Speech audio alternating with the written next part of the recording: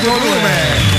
Eccoci qua, inizia la settimana. Sì. Dopo Lecce, io torno da Lecce, fresco. Meno 5, anzi sono meno 4. Come mondiali. Sì. Come mondiali, c'è meno 4 alla Rai, vedi che fanno meno 4. Sulla radio appare meno 4. Meno 4, esatto. E devo dire, solitamente meno 4, c'è il conto alla rovescia, si usa quando una cosa inizia, no? Tutti sono contenti perché inizia. Sì. Io sono tristissimo, Marco.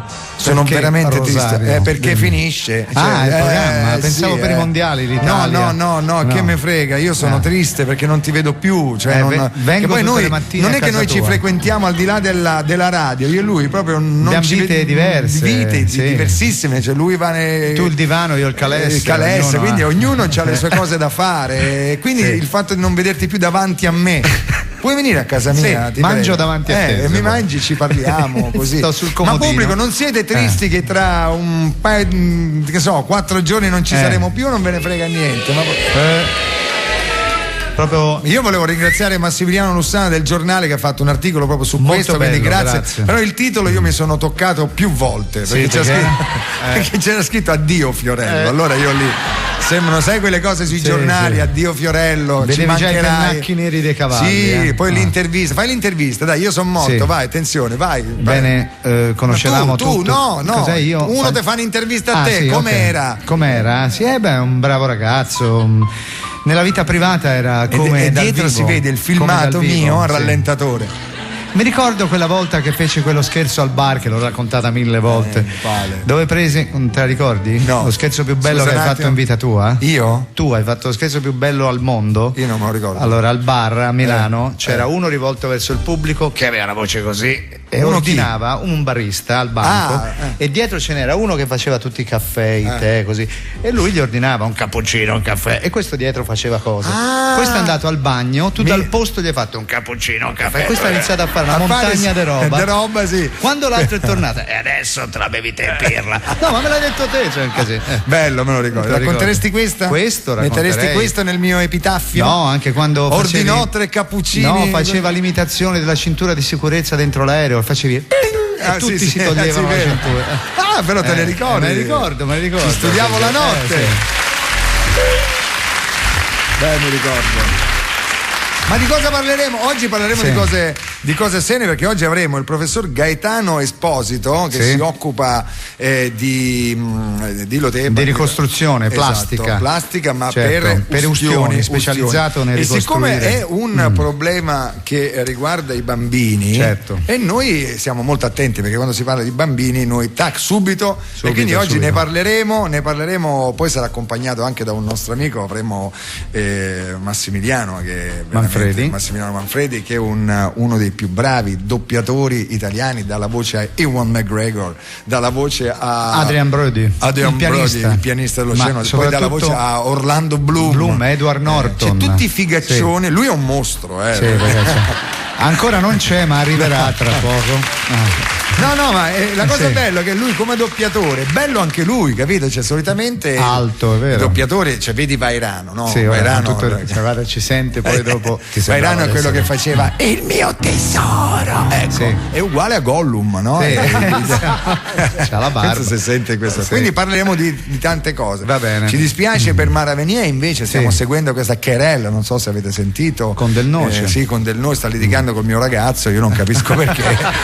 Io non capisco perché litiga col mio ragazzo, vedi? Litiga perché pare che il Vaticano, così si dice, non voglia la Venier, il Vaticano. Troppo scollata? Non lo so, perché ti immagini il Papa all'Angelus alle 11?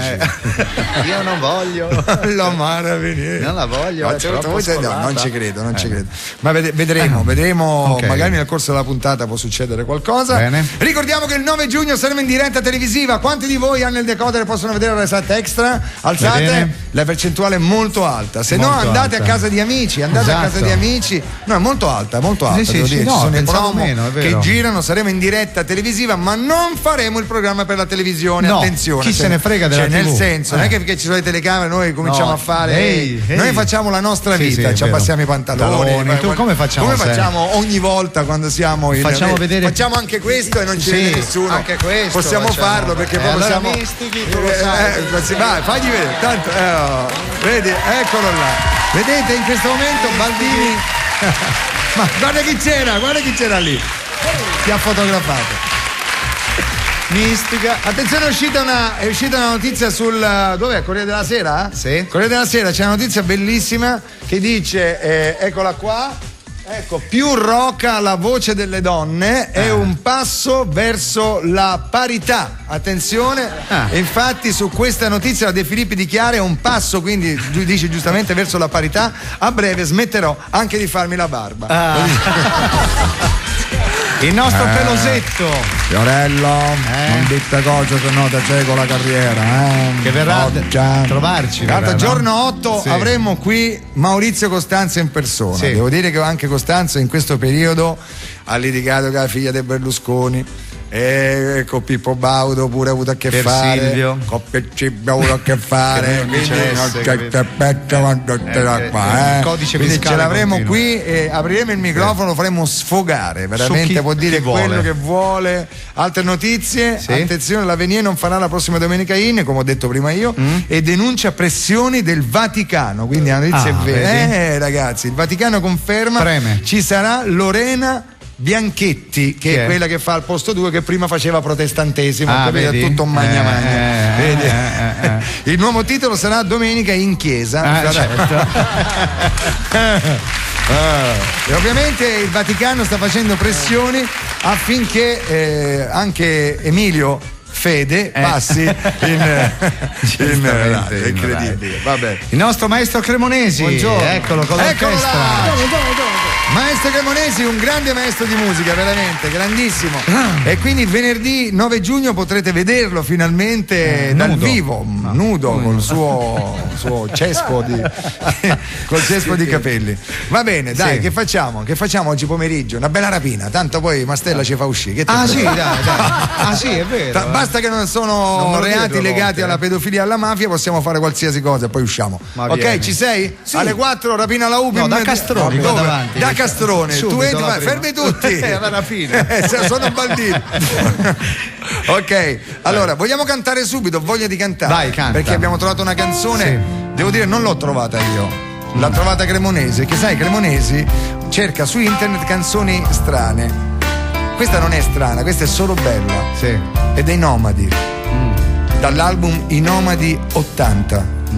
La canzone si intitola Ho difeso il mio amore. Non so chi se la ricorda questa canzone. La ricordo. Tutti quelli che se la ricordano alzino una mano, guarda. Sono gli stessi che hanno la parabola. Incredibile, sono sempre uguali. Sempre loro. Abbiamo un pubblico giovanissimo, vedete, che conoscono tutti sta canzone, un pubblico pischello. Sì.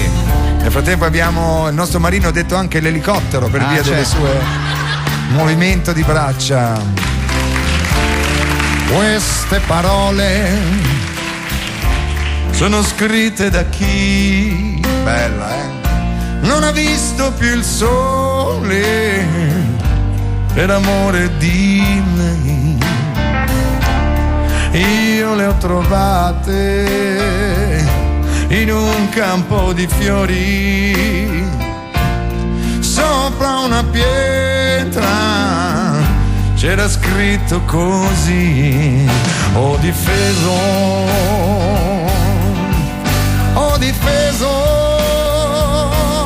il mio amore, il mio amore.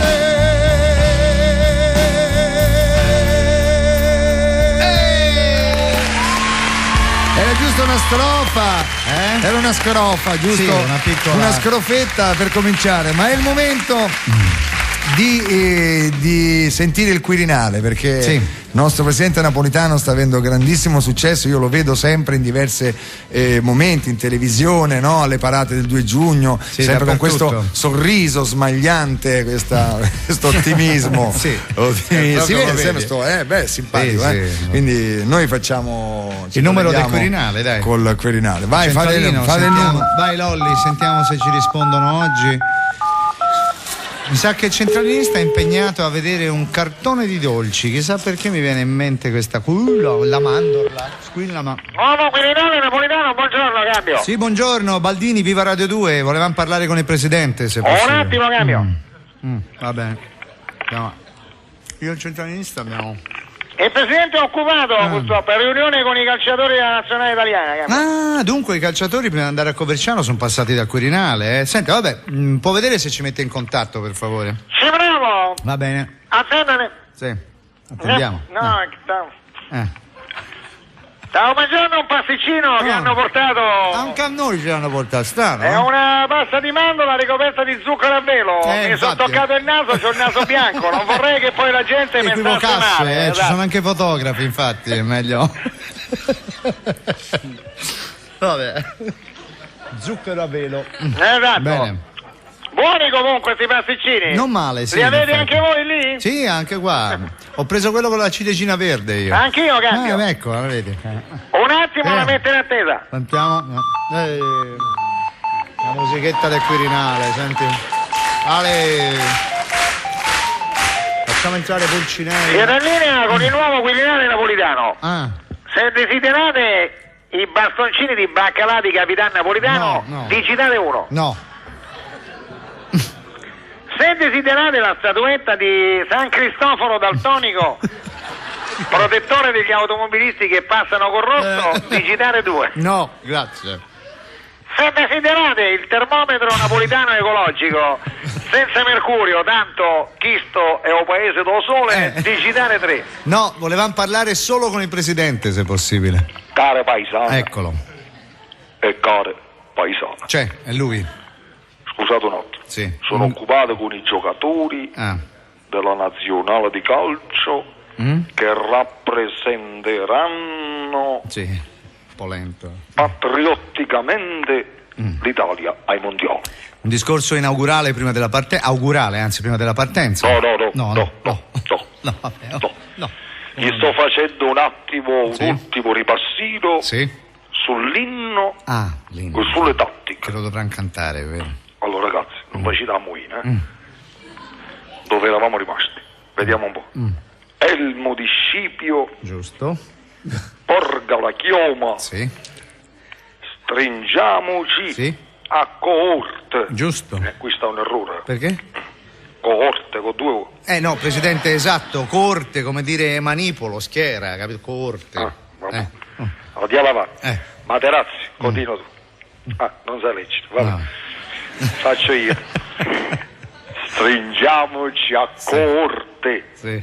Siamo pronti alla morte. Esatto. Alla morte. Ma sto mamele portasse male. Ma no, presidente, l'inno italiano è scritto così, dai, ma ci mancherebbe. Scusi, È stato scritto così? Ma è stato scritto coi piedi. Vabbè, adesso no. Siamo pronti alla morte. Poi dici che perdiamo sempre a rigore. Grazie, mazzo. Allora ragazzi, quando cantate questo pezzo ci vuole una bella grattata. Certo, figurati se. Ma ricordatevi che siete inquadrati dalle telecamere. Quindi la mano destra in bella vista in coppo core e l'altra con nonchalance verso più vasce. Ecco, vabbè. Presidente, li fa grattare in Mondovisione, dai. Baldini, io voglio vincere. Ho capito, però, insomma. Zambrotto, Pirlo, vedete qua. Voi trasite in campo con 2 cape d'aglio nascoste nelle scarpette. Ma no, presidente, ma come fanno a giocare così? Non ti preoccupare, Baldini. Fra il fieto delle scarpette e il fieto dell'aglio gli avversari si terranno a debita distanza. Cambiamo discorso che è meglio. Vuol dire qualcosa agli ascoltatori? Certamente. Ecco. Tengono un discorso fresco, appena arrivato dalla friggitoria. Sentiamolo. Guarda qua, ecco, nel coppetiello di carta oleata. Vabbè, ci faccia il discorso, presidente. Care paesane e care paesani. Bene. Tiene e capille ricce. L'occhio è brigante e o sole in faccia, ogni figliuola s'appiccia si overe passare. Una sigaretta mocca, una mano rinda sacca e se ne va smarciasse. per tutta la città. O Saracino, bell'uguaglione. Dai. Conoscete già il mio discorso? Vabbè, ci vuole molto. Non si riesce mai a tenere un segreto in questo paese. Vabbè. Vi lascio ricordandovi l'articolo 1 della nuova Costituzione napolitana. Sì, qual è? L'Italia è una repubblica fondata sul lavoro. Bene. Ma non esageriamo, che poi uno si abitua. Grazie al presidente Napolitano. Senti, io so perché. No, tu sai perché? No. So perché!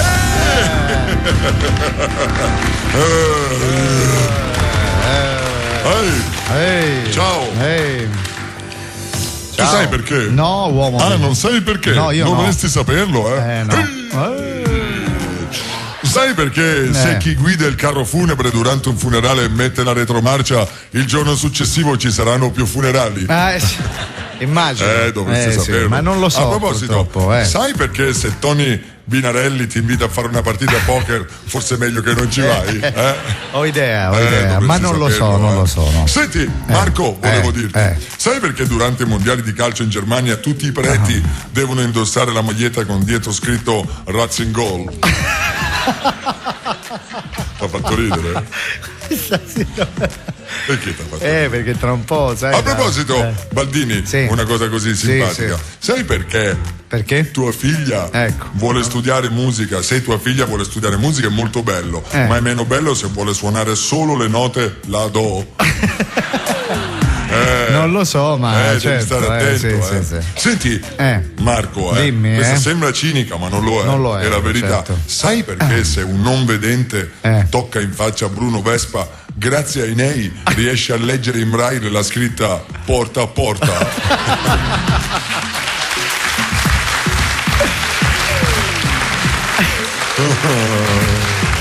Vabbè.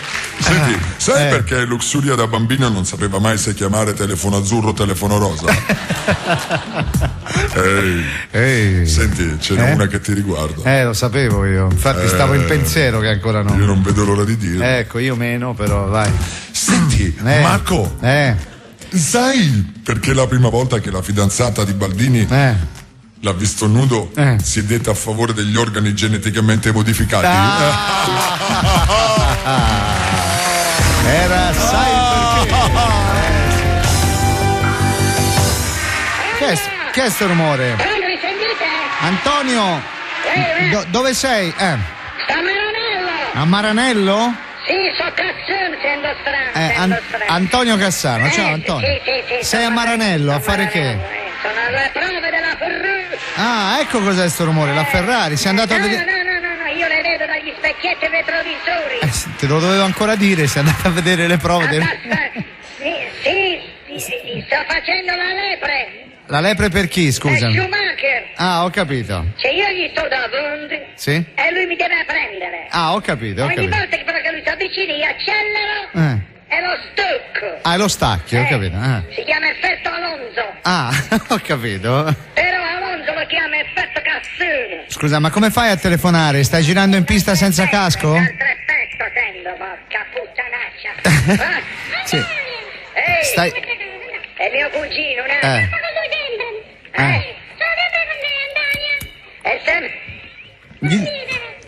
Questi sono i cugini Cassonetti, capito? Sì. Uno solo. Sì, ti sto chiamando. Dicevo, sì, ma sei in pista senza casco? Stai chiamando. Ecco cos'è. Come ecco cos'è? Io te l'avevo detto, qui c'ho un cuginetto solo oggi. Che mancava qualche cosa, mannaggia. Scusami. Mancava qualcosa, mannaggia. E purtroppo noi non siamo abituati al casco. Certo, ma... da noi non si usa. Come fate a stare lì in due dentro una Formula 1, me lo spieghi? Quale Formula 1, guardiamo. Io sono con la mia macchina, con la mia personale, con certo. la Figurati se... mica ci vadi su quelle carrette ambulanti della Formula 1. Certo. Ma hanno messo però le telecamere sulla macchina per vedere come si muove Antonio Cassano sulla pista. Quelle telecamerine che riprendono la macchina, quelle... Io c'ho una troupe intera. Come una troupe? Cameraman e regista proprio sulla macchina. E come fanno a stare sulla macchina? Come E mica stanno sulla macchina. E dove stanno? E mi rovinano la carrozzeria, la cornice, e stanno su un carrello attaccato dietro. Un carrello a 340 all'ora? E allora? Guarda che quando superi 300 poi ci fai l'abitudine. O svieni o ci fai l'abitudine. E loro ci hanno fatto l'abitudine? No, sono svenuti. Ah, ecco. Appunto. Però mio cugino ride. T'ha fatto ridere. Non c'è problema, comunque loro hanno il casco. Ah, c'hanno il casco. Senti, noi ti abbiamo chiamato per. Noi ti abbiamo chiamato per sapere se hai visto la nazionale, cosa ne pensi un po' della. Quale nazionale? Quella di calcio italiana. Quale calcio? Ma come quale calcio? Mondiali ci sono adesso. Cioè. Mondiali, un attimo. Cosa? Dici che stanno i mondiali? Non lo so. Di biliardo? No, che di biliardo, di calcio mondiale. Mondiale di cosa? Sì. Ma ce ne vuoi pensare? Cosa ne vuoi pensare? E non lo so cosa ne vuoi pensare? Non lo so, dicelo tu, scusami. Giocano con 3 punti, non fanno manco un gol. Lo so, che devo fare? Giocano con il 4-3-3. Sì. Giocassero con l'1-4-4 ci divertiremo un po' di più. Ma però. Vabbè, dai. Vabbè, che ci vuoi fare? Scusami un attimo, c'ho di fianco su macchina, gli devo dire una cosa. Sciumi, Sciumi, usi troppo il è poco l'acceleratore, devi fare il contrario. Scusa, Antonio, ma se ce l'hai di fianco vuol dire che ti ha raggiunto? No, so io che l'ho doppiato. Ah, ecco, certo. E con questo, dopo questo vi lascio perché purtroppo oltre i 350 all'ora il telefono non prende. Ah, vabbè, grazie ad Antonio Cassano. Grazie.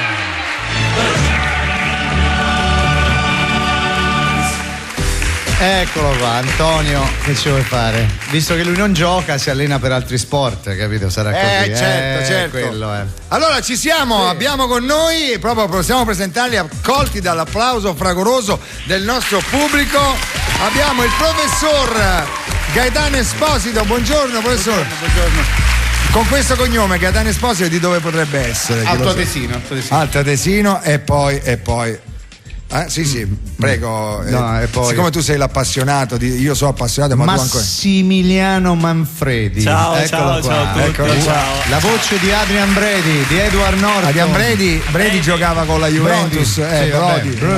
Brody, tu dimmi un po' di attori che ha fatto lui. Ewan McGregor. Poi Orlando Bloom. Sì. Poi ho detto prima Adrian Brody. Sì, poi aspetta, no, ce n'è un altro ancora. Edward Norton. Edward Norton. Sei un cane. Parlo come gli americani. Come gli americani. Sì, esatto. Ma magari poi ne avrà fatti anche altri. Intanto sbuca. Tipo? Ma per esempio Owen Wilson, che adesso fra un po' uscirà con un film che si chiama Cars, che è il nuovo film della quello delle macchine che parlano. Ciao. Ecco che parla così, che bello, perché sentire un doppiatore quando parla perché adesso lui ha la sua voce, questa è la tua voce, però poi quando doppia è sempre la sua voce, però qualcosa cambia, c'è niente da fare. Certo, sempre, quello sempre, cambia sempre. Vedi il sempre, si dice sempre, perché non è sempre, è sempre. Però sempre. Questa accoppiata col professore, come nasce questa cosa? Nasce da una cosa non troppo bella. Purtroppo nasce da una cosa un po' spiacevole, nel senso che verso febbraio mio bambino di 15 mesi si è rivoltato addosso una pentola d'acqua sul braccio, e quindi siamo andati di corsa in un grande reparto di Roma che è il Sant'Eugenio, al Centro Ustioni, dove ho conosciuto questa splendida persona che è il professor Gaetano Esposito, che si occupa proprio degli ustionati, dei bambini ustionati. Sono qui col professore per un motivo ben speciale, nel senso che il professore, insieme a tutta l'equipe medica lì del Centro Ustioni, ha messo su un'associazione e si è prefisso 2 obiettivi: per prima cosa la prevenzione, come seconda cosa aiutare, siccome le cure per le ustioni sono abbastanza, le creme costano abbastanza, aiutare chi non ha questa possibilità. Però meglio del professore non può dirci. Professore, io mi ricordo quando ero ragazzino il foil, mi ricordo il foil e la vegge d'alluminio. Quello sì, è stata una tragedia il foil. Perché quando mettete il foil poi noi dobbiamo toglierlo. Ma dai, stanno contenti i produttori di foil in questo momento. No, poi lo potete metterlo, ma non venite da noi dopo. Qui abbiamo anche un professore di dermatologia a caso, professor Fabrizi, che si trovava qui proprio a vedere lo spettacolo. Anche lei la pensa così sul foil? Attenzione. Vediamo. Sì, è un prodotto che dovrebbe ormai essere messo al bando, perché purtroppo è il più usato. È come una pomata famosa per le punture di insetti. Sì, quale? Lo dica. Non lo posso dire, posso dire solo, non posso fare pubblicità alla pomata. È la prometazina il principio attivo, ma se voi andate in farmacia e chiedete una pomata per le punture d'insetto, una pomata per le ustioni, viene uscito o col foil oppure con quest'altra pomata. 9 su 10. 9 su 10. Quindi però vedi che tante volte alla radio, ora uno sta ascoltando il programma Viva Radio 2 e dice ammazza, vedi? Io intanto ho imparato questo. Quindi... Certo, se invitavi il signor foil era... Io lo spalmavo sul pane. Vabbè, ma il foil era una cosa quanti anni io ero ragazzino io. Che poi ha creato questa cosa che sull'ustione bisogna per forza mettere una crema, la pomata. Invece non è vero, bisogna mettere l'acqua fresca. Pensate. Bisogna mettere l'acqua fresca fin quando non passa il dolore, poi dopo si viene e dopo si va al pronto soccorso. Allora fermiamoci qua. Parlo di un'ustione piccola. Questa è una cosa importante. Perché il tempo al pronto soccorso di mettere la mano sotto l'acqua fresca non ce l'abbiamo. Quindi dovete farlo a casa. Quindi acqua fresca. Come con gli spaghetti. Cioè? E se gli spaghetti sono scotti bisogna mettere l'acqua fredda stessa cosa, incredibile. Guarda. Fai un braccio alla carbonara Scusate, attenzione, ci è arrivata una notizia, noi scherziamo sull'argomento, però i produttori del foil ascoltano Viva Radio 2 e dichiarano: ma perché non continuate a mettere canzoni? E invece siamo qui per parlare, soprattutto per anche sensibilizzare, possiamo dire, i genitori anche. È brutto dire di stare più attenti ai genitori, perché ci sono tanti pericoli in casa. Io dico una cosa molto brutta, però diciamola perché... aiuta a ricordare. Dico che ustionato per i bambini non è un aggettivo, ma è participio passato.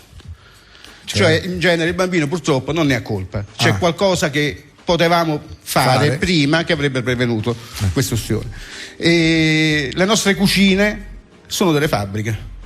Se dovesse venire un sopralluogo per dare delle cose di sicurezza, in cucina bisognerebbe entrare col casco, ci sono tutte le stesse cose di una fabbrica. Tipo, facciamo degli esempi così. Tipo, per esempio, una cosa che prima accadeva spesso, per un po' di tempo non è più accaduta, adesso accade abbastanza spesso. Perché diciamo che il professore dice tutte queste cose perché lui è testimone, perché ogni giorno si vede che arrivano quindi... il bambino apre la porta del forno mentre la mamma non c'è. Il bambino si domanda: ma perché mia madre mi trascura e sta a farmeggiare delle cose lì in alto? Ma che ci sarà di importante? Appena la mamma si allontana, apre la porta del forno, ci sale su e tutto quello che c'è sul fornello gli si rovescia addosso. Esattamente. Adesso con le cucine quelle tutte attaccate è scomparso un po' questa cosa, e invece con l'avvento adesso extracomunitari, problemi economici eccetera, le cucine quelle ribaltabili come le macchine ce ne sono fin troppe, e questa cosa continua ad accadere molto spesso, ma in generale è la mamma che deve pensare quando c'è una cosa bollente che ha in mano un pericolo. È un pericolo, e che quindi state attenti quando c'è una cosa che sta bollendo sul fuoco e c'è un bambino di 2 anni che gira per casa, perché mi diceva, professore, che avete visto il film, qual era il film cartone animato Roger Rabbit, che c'è quel bambino col pannolone? Bene, i bambini sono veramente così, perché a quell'età lì girano come le trottole per casa e se non sono controllati si aggrappano a qualsiasi cosa ed è veramente pericoloso. Ma quella cosa che mi diceva prima del programma, quello dell'alcol denaturato. L'alcol denaturato è una piaga proprio italiana. Il problema principale non è tanto per l'alcol denaturato, che esiste solo in Italia. Tutto il resto del mondo fa tranquillamente a meno dell'alcol denaturato, e nessuno mi diceva il mio ustionato ultimo che c'è in questo momento polacco, che con la bottiglia d'alcol denaturato si è fatto un'ustione dell'86%.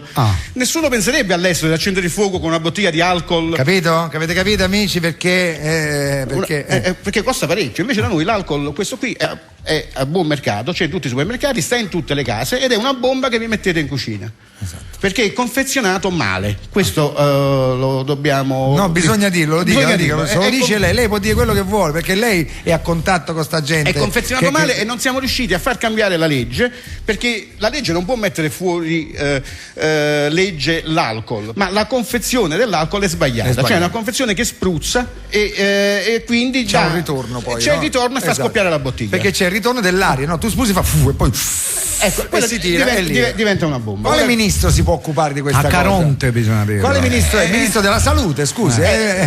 Chi è il ministro della salute? Adesso? Livia Turco. Turco. Ministro Livia Turco, mi raccomando, se sta ascoltando la radio, si metta in contatto col professore Esposito e magari. Poi troverà delle cose, c'è il sito della nostra associazione. La nostra associazione si chiama Assobus, farebbe pensare a un'azienda tranviaria. E invece no, è perché è Associazione Bambini Ustionati, anche se questa assonanza ci ha fatto fare un logo che è un pulmino con un asso su, perché è un viaggio da fare verso la soluzione di questi problemi.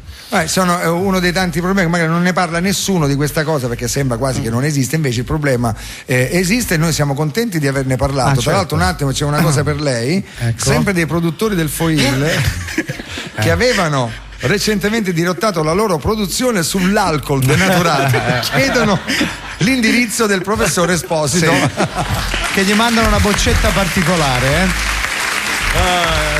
Allora facciamo un attimo una pausa perché dopo abbiamo in linea un certo, se gli danno fuoco alla macchina sappiamo che è stato. Sì, troveranno tracce di alcol denaturato e il foil sui copertoni. Attenzione, allora un attimo facciamo una pausa con Cecco. Ecco, arrivato.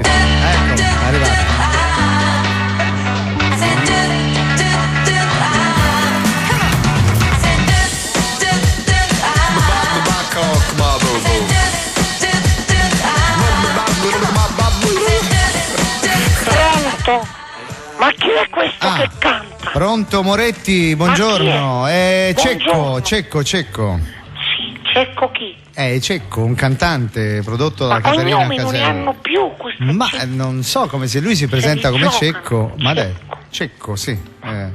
Senta, la libertà. Sì. Si chiama, ma vabbè, Moretti ha smaltito la sua delusione. Per favore. La sua arrabbiaturia. Su che cosa? Sì, i francesi che non hanno dato il premio al Caimano. Barbagallo? Che dici, se fiscio nel Moët Chandon le bollicine rimangono? Secondo me ancora un po'. E che ne so, io bevo il chinotto, e smettila di dare fuoco a tutte queste cose qua con l'alcol denaturato. Dai. Ha incendiato una panoramica dell'Arc de Triomphe, il ritratto di Mireille Mathieu, una foto ricordo dei Pigalli e la collezione dei dischi di Yves Montand. E dai. E allora ho fatto una fumée noire, i famosi noir francesi. 2 palle. C'era un po'. L'ultima volta che ne ho visto uno mi sono addormentato sui titoli di testa. Vabbè, adesso piuttosto mettimi una mappa della Francia in bagno, va. E che ci devi fare? Il tiro a bersaglio? No, io ci fodero l'asse del cesso. Signor Moretti, vedo che nutre proprio un po' di astio nei confronti dei francesi. Ma quale astio? Non si tratta assolutamente di astio. Io sono intellettualmente onesto. Meno male. Io chiamo le cose col loro nome. Bravo. I francesi sono stronzi. Ecco, proprio beh, signor Moretti, lasci perdere i francesi. Non si offendesse nessuno. No, ci parli piuttosto delle iniziative del Sacher. Se qualcuno si dovesse offendere se la pigliasse con Moretti. Benissimo, ecco. Ma quello vero però. Senti, al Sacher?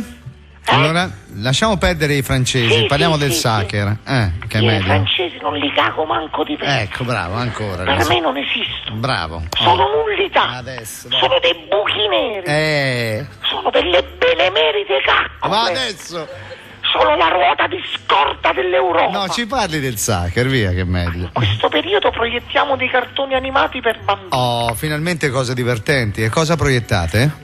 Un capolavoro dell'animazione della nuova promessa del cinema ellenico. Come si chiama? Theodor Tritakollias. Il nome già non promette niente di buono. Come si intitola il cartone animato? C'è il professore che ride qua. Sì, professore chi? Il professore Esposito, sa com'è. Vedi che gli mando un sacco di clienti francesi. Vabbè. Senta, e questo Trita, come ha detto che si chiama? Kollias. Theodor. Come si intitola il cartone animato? Triste storia di Lello il pipistrello. Vai. E di cosa parla, scusi? Vedi, hanno legge. È la triste vicenda di un piccolo pipistrello dei Carpazi. al quale si guasta il radar e per questo volando ogni 10 metri sbatte su qualcosa. Certo, non c'è il radar. Memorabile la scena in cui il povero pipistrello Lello, esausto, trova riparo su un ramo di ippocastano. Oh, meno male. Non sapendo che quello è il giorno dell'apertura della caccia al tordo. Ma che sfiga, certo. Purtroppo il povero Lello viene impallinato da un cacciatore mio. Pure. Fine del film, titoli di coda. Bene. Vabbè, vi saluto. Grazie. Guarda, Arrivederci. Carlo, mi porti il modellino della Tour Eiffel? E che ci devi fare, Nanni? E cosa vuoi che ci faccia? Lo metto nel bagno al posto dello spazzolone del cesso. Grazie Amoretti, arrivederci. Ci risiamo, eccoci, via Asiago. Luce a San Siro di quella sera, che c'è di strano? Siamo stati tutti là. Ricordi il gioco dentro la nebbia? Tu ti nascondi, Baldini? No. E se ti trovo ti amo là. Scappo. Baldini, ma stai barando? Quello più volte. Tu stai gridando? Insomma. Perché se ascolto il telefono so che là ci sta ascoltando, sta già ridendo. Roberto Vecchioni, il professore proprio qua. Eccolo. Oh, Fiore. Professore! Professore, come stai? Sto bene, ho sentito di tutto, è 3/4 d'ora che sono al telefono. Lo so, ha sentito, parlavamo col professore Esposito di ustioni dei bambini. Ho sentito di tutto sull'alcol a metà, sul foil, sui rimedi dei stregoni, su tutto quanto. È una bella cultura questa. Hai visto? Sapevi sta cosa? Perché purtroppo i pericoli ci sono e quindi noi siamo un programma a larga diffusione e quindi è giusto che... Fiore, ma che bella sorpresa, tu mi avrai telefonato per fare pubblicità. E certo, tu per fare pubblicità perché mi è capitato tra le mani un libro di favole, voglio dire. Poi ho detto chissà chi l'ha scritto, vediamo, cercavo un Fratelli Grimm, qualche cosa, invece no, ho trovato Roberto Vecchioni, ho detto ma come? Si intitola Diario di un gatto con gli stivali, è un libro che sta vendendo, non hai bisogno di pubblicità perché so che è quasi un caso questo è un libro. Caso letterario, è un caso letterario. È quinto in classifica. Sì. Addirittura. Cosa che non ho mai fatto con i dischi. C'è un applauso a Roberto che si prende, ma se fai delle canzoni meravigliose, lo sai che Baldini la prima cosa ha detto oddio Vecchioni, allora voglio un cavallo, perché sai che lui appena sente ormai sei tu il cantante delle mie canzoni, di più tu che non di quelle che canto io. Ma te l'hanno detto che a Milano io ho cantato Luce a San Siro lì. Fantastico, grazie. eccezionale. Ancora l'eco si sente. Addirittura. Ogni tanto qualcuno mi dice: ma sa che Fiorello? Sì, lo so, questo Fiorello. Ma avete rotto i maroni.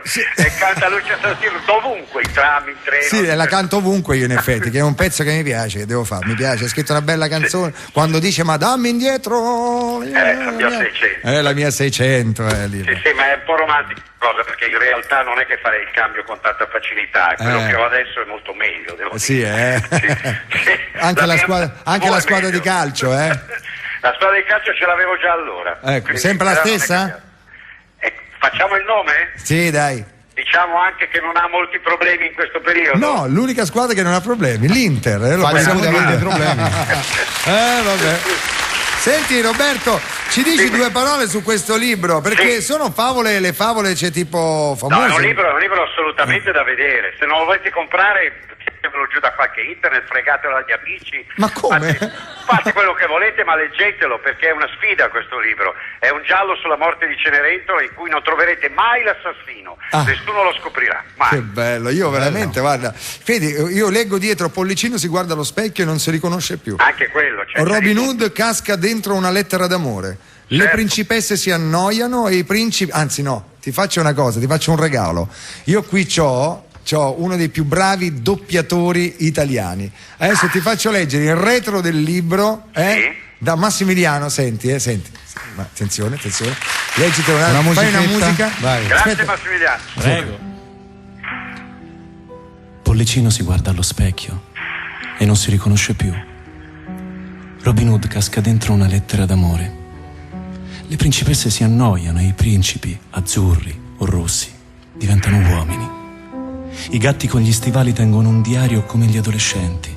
E Cenerentola muore, uccisa da un pugnale impossibile. Perché niente è come appare, nemmeno nelle favole. C'è nelle favole un'altra verità, un lato segreto che può essere colto solo se si è disposti a stravolgere, addirittura a rovesciarle. Ma per amore, solo per amore. Roberto Vecchioni racconta a modo suo le fiabe tradizionali, con il sentimento del contrario che usa in tante canzoni, facendo vibrare di un'energia nuova i suoi temi di sempre, le emozioni, il tempo, le parole, il sogno.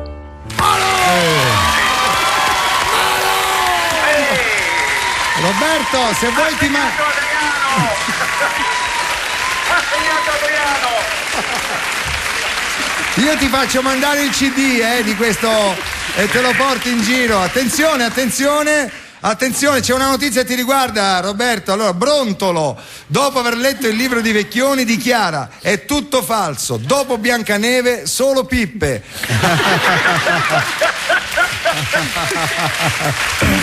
Eppure c'è anche questo nel libro, che Fiorello non lo sai. C'è? Sì. C'è anche questo, perché è una presa in giro di tutte le favole quel libro. C'è infatti, anche la storia dei nani? Certo, c'è tutto, c'è ragazzi. C'è anche quello. Senti, Roberto. Comunque ho avuto un'erezione alla lettura. È stata una cosa. Grazie, Roberto. Mi fai la segreteria del telefono, Roberto, e noi ti vogliamo ringraziare, invitiamo veramente tutti a comprare questo libro di favole. Poi è un libro, io dico, ci tengo a dire questa cosa, è un libro piccolo, per cui siccome io non sono un grandissimo lettore, no? Allora quando io vedo i mammozzoni divento pazzo. Invece quando vedo un libro come questo, Roberto Vecchioni, bello secco con un bel gatto con gli stivali raffigurato, che è un quadro famoso questo, Roberto? Sì, è un quadro famoso. Infatti avevo il dubbio. Famoso, sì. E allora non c'è scritto però di chi è sto quadro? Sai di chi è? C'è scritto qualche. Solitamente nei libri c'è scritto? No, lo facciamo come concorso, come concorso a premi. Con il concorso, va bene. Allora insomma, Roberto Vecchioni, diario di un gatto con gli stivali. Grazie Roberto. Ciao, grazie. Oh Massimiliano, hai letto questa cosa senza averla mai letta prima, così al volo? Piaciuta? Molto. Grazie. Sì, perché poi uno chiudi gli occhi e senti, capito? Mica pettiniamo le bambole. E senti Orlando Bloom. Voglio dire, però lui di presenza non è male, vero pubblico? Senti, le donne, senti, no! Vengo più spesso allora. Vengo più spesso, ok? È fantastico. Ma se tu devi fare esempio, devi interpretare, no? La famosa, è difficile interpretare quando dice la risata, no? La risata finta non è facile, uno deve mettere a fare. Ecco, una scena, una risata un po' isterica, dai, isterica. Subito, E senti invece quelle scene che a me mi fanno impazzire quando l'attore viene colpito e allora, ma nei film non muore mai subito perché c'è sempre un pezzo che deve dire a qualcuno, appena finisce di dirglielo poi muore, no? Esatto. Sai quel pezzo che sta per dirgli, deve dirgli che i soldi li ha fregati Baldini. I soldi li ha fregati Baldini e che sono nascosti da qualche parte che solo dopo li potrà prendere, vedi tu. Sparami. Io ti sparo. Sparami. Ormai non hai più nulla da temere. No, aspetta. Ormai sei finito. Sei davanti alla canna della mia pistola. Sei un uomo morto, Massimiliano. No. Ti dovevo dire che i soldi ce li aveva Marco Baldini. Non avevo dubbi. E sai dove? Dove? Ce li aveva. Non mi dire che.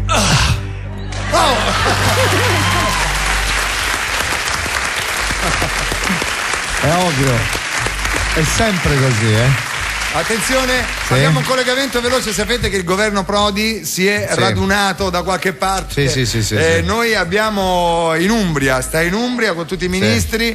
E noi abbiamo il nostro mostro inviato, l'abbiamo mandato là. Non so mica se là, sai. No, neanch'io lo so. No. Proviamo a chiamare. Esatto, non so mica se là. Proviamo a sentire dov'è. Il momento dell'informazione giornalistica, il momento del mostro inviato. Mostro inviato. Mostro, a lei la linea. Buongiorno. Il giornalismo nella sua storia ha scritto pagine memorabili e oggi... Ho detto A. Allora, mi faccia la cortesia, io sto espletando la mia funzione, okay. La mia funzione di giornalista, di cronista d'assalto. Va Se bene. lei mi contrappone... Non dico A, va bene. Lei stia zitto. Va bene. E sente il pezzo. Ok, vada. Buongiorno, non lo ridico perché Sì, il giornalismo nella sua storia ha scritto pagine memorabili ed oggi io sono qua per raccontarvi l'impavida impresa di una... Beh, ho tirato su col naso, adesso non si può, un attimo, scusi, sono un po' raffreddato, mostro. Scusate un attimo. Sì. Scusate un attimo, sì. Portatemi l'altro. Scusate, sì. E qui siamo alla follia pure vera e propria. Ah, sì? Forza, che cosa è successo? Ditemi che cosa è successo, perché veramente io sono senza parole. Non ho parole. Non ho parole, veramente.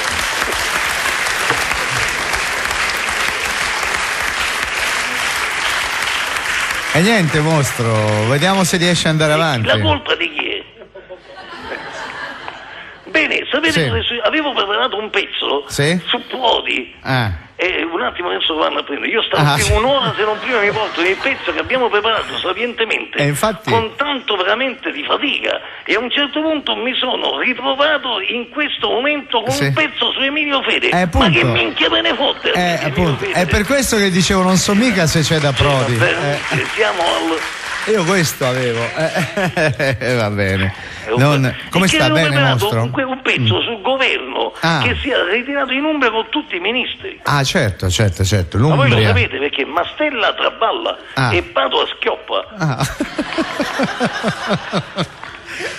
Vabbè, mostro, che se lei non ha il pezzo... No, io solo il pezzo non lo posso pure inventare. Adesso si aspetta a oltranza, si sfoga di 20 minuti, ma io il pezzo lo voglio fare. Senta, mostro, se ci richiama fra 5 minuti... D'Alema a Baghdad per discutere il ritiro. Così, gli è arrivata una velina, così, e lei la dice, va bene, ok. Eccolo, è arrivato il pezzo. Che io non ho però, vado a... Lei deve stare zitto. Vabbè, vado attento, vada lei, vai. Buongiorno. Con fare ardito, spirito di sacrificio, un'intraprendenza degna di nota, ha visto come l'avevo scritto bene? Oggi mi sono infiltrato nel goda della politica italiana, il Consiglio dei Ministri in ritiro a Villa Donini, a San Martino in Campo, nel cuore dell'Umbria, per cementare lo spirito di squadra e tracciare insieme le linee programmatiche del governo. E io, in esclusiva... No, non ho fatto niente.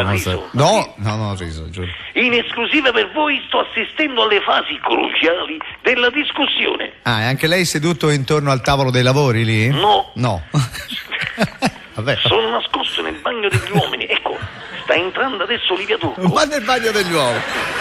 Scusi, e da questa postazione privilegiata ha raccolto qualche impressione?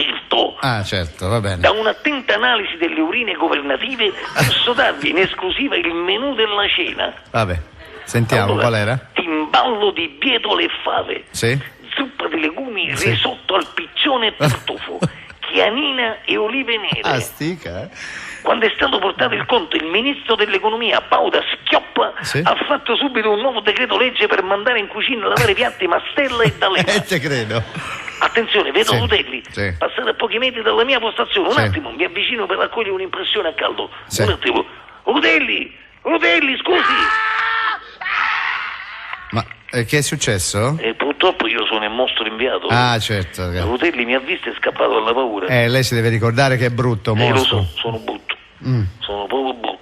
Sono talmente brutto, pensi che quando mi hanno fatto la prima ecografia mi hanno scambiato per un calcolo aereo. Vabbè, entriamo nei contenuti un po'. Ce ne sono da intervistare là? Ci sarebbe Di Pietro. Allora ci provi, scusa. È inutile. Perché? Inutile.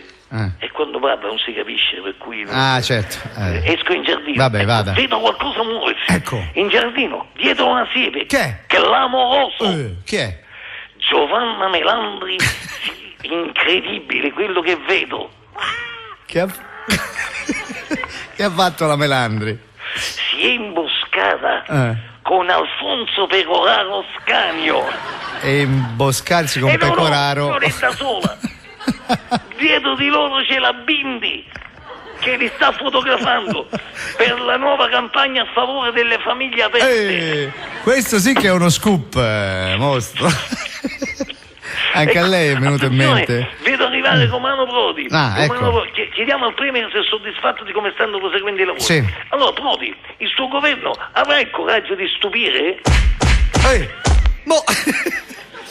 Mostro, che è successo? Scusi. Ho battuto Romano Prodi. Porca miseria. Purtroppo una testata non è bastata, quello la testa grossa. Ho dovuto colpirlo più volte prima che iniziasse a rispondere. Che solo a guardarlo in faccia mi ero già addormentato. Ma non è professionale, dai. Vabbè, senta, riesce almeno ad avere una dichiarazione autorevole da qualche esponente del governo? C'è un ministro. Sì. Cerchiamo di capire come proseguirà la giornata. Ministro, scusi, ministro. Ministro! Ha spaventato un altro ministro? No, mi sono spaventato io. Perché? Era Emma Bonino. Vabbè. Va bene, dal mostro inviato è tutto. Vado a giocare a risico con il ministro della difesa Arturo Parisi. Ah, sì? L'ho già battuto 3 volte. Figurati, grazie. Ci siamo affidati. Grazie al mostro. Dal mostro inviato. Parole. No, non abbiamo. Non ho parole, professore. Che mi dice, professore? Si diverte pure? Mi diverto. È vero che lei, ho saputo che ha fatto degli interventi chirurgici col naso da clown? Sì, cerco di fare un po' quello che faceva Pacciata, ma sa che è difficile perché nel vederle sul letto le cose che ha scritto lui è molto utopico, nel senso che dovremmo essere tutti dei santi, però un nasetto rosso quando poi voi non lo potete vedere, amici da casa, non lo potete vedere, ma il nostro professore ha un aspetto un po' da Bud Spencer, diciamo, no? Un po' bonaccione, un bambino che lo vede l'orso buono, no? Del cartone animato, adesso senza offendere. Non sempre, perché a volte i bambini piccoli hanno paura del naso rosso. Sì? Può anche capitare, sì. Invece quel più grandicelli io gioco, faccio finta che siamo due. Vado lì col naso rosso e gli dico io sono il fratello di quello stupido, quello non capisce niente. Ho capito. E stabilisco un rapporto con i bambini. Capito? Dove opera, professore? All'ospedale? Ospedale Sant'Eugenio, c'è il centro ustioni, nell'ambito del centro ustioni c'è questo reparto per le ustioni pediatriche. C'è una notizia, un bambino vede il professore Esposito col naso rosso e gli dice: anche tu ti sei ustionato il naso? Va bene, allora grazie, adesso chiamiamo sì, abbiamo tempo dopo il Mike, c'è una cosa bella che fanno tutti i doppiatori italiani, una partita di calcio, ne parleremo subito dopo, perché sennò si arrabbia, sennò Mike Buongiorno se lo facciamo aspettare veramente si arrabbia. Pronto? Sentiamo Nono Mike, squilla al telefono, chiamiamo via Giovanni da Procida, sentiamo se c'è. Pronto? Mempe ancora squilla. Oi là là. Eccolo, signor Mike, buongiorno. Casa mia non si è ustonato mai nessuno. No, Pensate che noi gli spaghetti li bolliamo in acqua fredda. Le mangiate croccanti allora. Vabbè. Li mangiamo crudi a posto. Fantastico. Per non rischiare. Certo, signor non esiste. Bisogna stare attenti, soprattutto ai miscelatori, perché una volta c'era l'acqua calda e l'acqua fredda, allora uno apriva l'acqua fredda e sapeva che usciva l'acqua fredda. Oggigiorno con queste levette? Con la levetta, pensate che una volta io mi sono seduto su un bidet, ha girato la levetta? Ho alzato la levetta che purtroppo stava tutta sul rosso e non vi dico cosa è successo. Immagino. Vabbè. Sono cose che capitano. E purtroppo. Senta, come sta? Bene? Mi si è bollito tutto. Immagino. Le castagne, il marron brûlé ha fatto marron glacé. Non scherzare sopra, Valdini. No, ci mancherebbe. Va bene. Mike. Forza e coraggio. -4. È vero, venerdì finiamo. Mi sarebbe piaciuto dire -3. Lo so, però. Dire è vero, ha ragione, perché venerdì finiamo la trasmissione. Esatto. La trasmissione nostra. Quale trasmissione? Come quale? La nostra. Venerdì va in vacanza Viva Radio 2. Ma chi se ne frega? Io parlavo dei mondiali di calcio. Certo. Allora, caso strano, anche voi fate finire la trasmissione proprio il 9 di giugno, quando iniziano i mondiali. Vabbè, dai. Vabbè. Che ci vuole fare? Senta, lui. Voglia di lavorare, saltami addosso. Certo. Lei seguirà i mondiali? Pensate, ho già fatto montare sul tetto tutto l'occorrente. Le parabole. Parabole? Ho fatto montare il Vangelo, amici ascoltatori. Pensate che mi hanno montato un'antenna capace di captare perfino le immagini dei giocatori negli spogliatoi. Spogliatoi, addirittura l'ha pagata tanto? No, me la sono fatta prestare da Moggi. Ah, certo. Ho speso per tutto il resto, amici ascoltatori, per tutto il resto ho speso. Ha speso per tutto il resto, e per cosa? Beh, sul mio tetto ci sono delle antenne talmente lunghe che ho dovuto chiedere il permesso alla torre di controllo della Malpensa, capirai quanto saranno lunghe ora. Chiedi la tua sorella. Ma le ha viste lei? No, ma di cose lunghe le se ne intende. Vabbè, adesso Mario Bianchi fai entrare la piccola frattaglia di maiale. Eccola qua che dobbiamo fare la telepromozione. Va bene. Mi chiamo Giorgio Mocchi, vengo da Fermo vicino ad Ascoli. È Veneto questo. Questo cosa sarebbe, amici ascoltatori, l'accento marchigiano? Per quello che ne so io sì. No, è Veneto questo. Forza, veda di cambiare accento, perché sennò facciamo ridere i polli. Faccio lo sforzo. Allora te lo dico io. Un po' così, Se faglielo Baldini. Un po' così, capito? Un po' così. Lo fa Veneto uguale. Cerca di farlo marchigiano. Sì. Stiamo parlando di Giorgio Mocchi e viene da Fermo. Sì. È vicino ad Ascoli. Ed Ascoli. Ecco, vedi, già ci siamo. Vabbè, ci sei. Allora, a parte il fatto che del tuo cognome non me ne frega niente, ecco perché tu di Fermo, secondo me, hai solo il cervello, Forza Mario Bianchi, manda la sigla, se no ci danno la copertina di cronaca vera. Rovagnati presenta il primo mercatino suino. Suino, che suino, signor Mike? Che è americano? Suino? Sì. Sì, Mike, è sbagliato. Mario Bianchi, sei sicuro? Sì, Mike. Vai su www.suino.it e vedi la pronuncia. Mi spiace, ma si dice suino. Un attimo che chiedo a Tortorella. Sì. Tortorella, qual è giusto? Suino. Tortorella mi ha detto suino. Vabbè. Rifaccia, tanto. La rifaccio? Vada pure, se... Vabbè, la rifaccio, che devo fare? Allora, Rovagnati presenta il primo mercatino suino dell'usato, Porca Porchese, dove potrai trovare tutti i maiali nuovi e usati, corredati da tutti gli accessori, amici ascoltatori. Ehi, bonito! Quali sono gli accessori dei maiali, di zoccoli? Adesso è russo. Non riesce proprio. No, trovate il marchigiano che non lo sa fare. Allora ripetili in italiano senza accento. Ehi, imbornito! E quali sono gli accessori dei maiali? Gli zoccoli? No, le zoccole. Ecco, non vedo che cosa c'entri tua sorella. Ascoltami bene, allora, piccola oliva ascolana. Allora, se mi interrompi ancora, io ti faccio al gratin, va bene? Rimandate la sigla. Porca Porchese, il mercatino dove puoi trovare cinghiali, verri, lattonzoli e porci di tutti i tipi. Visita il reparto scrofe, dove tra una vasta gamma di suine potrai scegliere anche... Vieni! Visita il reparto scrofe, dove tra una vasta gamma di suini potrai scegliere anche una bella maiala. Seni, Bogonotto! Tra tutti questi maiali c'è un panino con la porchetta che ha fame! Aia, lo vedo male ora, E purtroppo, non essendoci nessun componente femminile di casa tua, di porchetta qui non ce n'è, purtroppo. Se vuoi però, c'è uno zampone. Lo vuoi lo zampone?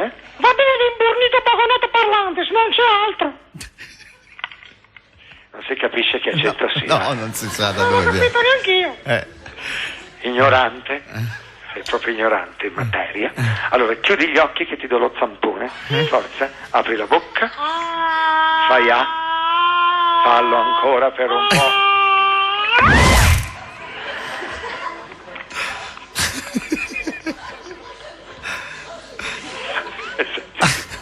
È venuto bene, stavolta. Hai sentito dolore? Un pochino.